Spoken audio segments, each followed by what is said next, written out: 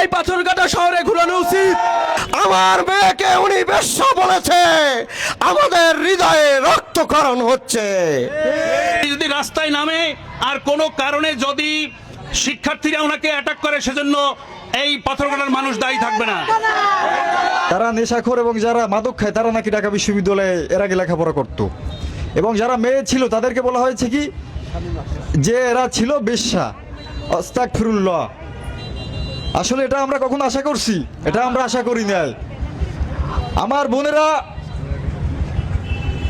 ঢাকা বিশ্ববিদ্যালয়ে যারা লেখাপড়া করেছে তারা দেশের সম্পদ, তারা এ মাটির সম্পদ, তারা আমাদের মা, তারা আমাদের বোন। তাদেরকে কখনো কেউ বেশ্যা বলতে পারে না। এটা আমরা সহজভাবে মেনে নিব না। আমরা ছাত্র সমাজের প্রতিবাদ করতে জানি।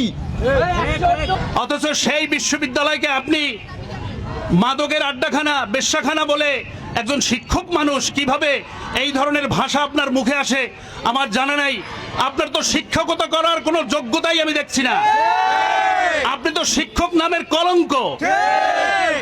এই ঢাকা বিশ্ববিদ্যালয় শুধু বাংলাদেশে নয়, আমাদের এই দক্ষিণ এশিয়ায় যত দেশ আছে সব দেশের বিভিন্ন বড় বড় শিক্ষা প্রতিষ্ঠানগুলোর মধ্যে ঢাকা বিশ্ববিদ্যালয় অন্যতম।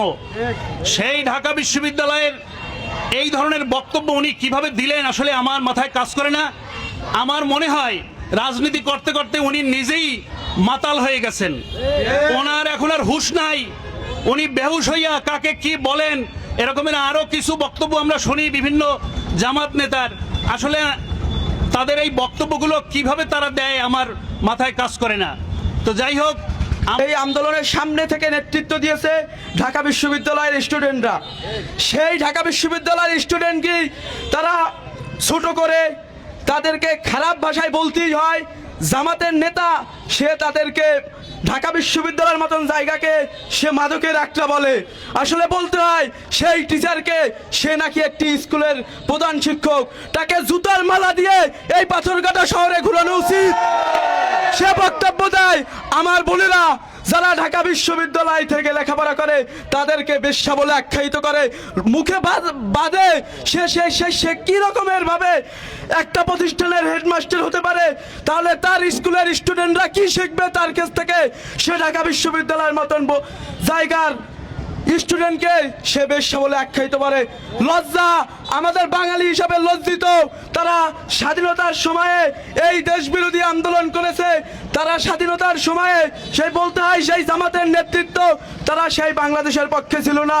তারা এখন বিভিন্ন নির্বাচনে বিভিন্ন মঞ্চে স্বাধীনতাকে ছোট করে আমাদের ঢাকা বিশ্ববিদ্যালয়ের মতো জায়গায় স্টুডেন্টকে ছোট করে বিভিন্ন কথা বলে। ঠিক আছে, আমরা কঠিনভাবে এর প্রতিবাদ জানাই। তার সর্বোচ্চ শাস্তি পর্যায়ে নিতে হবে এবং সে জনসম্মুখে তাকে এর ক্ষমা চাইতে হবে এবং তার সর্বোচ্চ শাস্তি আমরা দাবি করি। এই যে শামীম আহমেদ, এই যে শামীম আহমেদ, আমরা তার একটা দলীয় পরিচয় পেয়েছি। যে দলীয় পরিচয়টা হচ্ছে গিয়া সে একজন জামাতের আমির নাকি। অত্যন্ত দুঃখজনক। উপজেলা জামাতের সেক্রেটারি নাকি। অত্যন্ত দুঃখজনক যে তার মতো একটা লোক এরকম একটা বিহেভ করবে। দুঃখ পেলাম অনেক।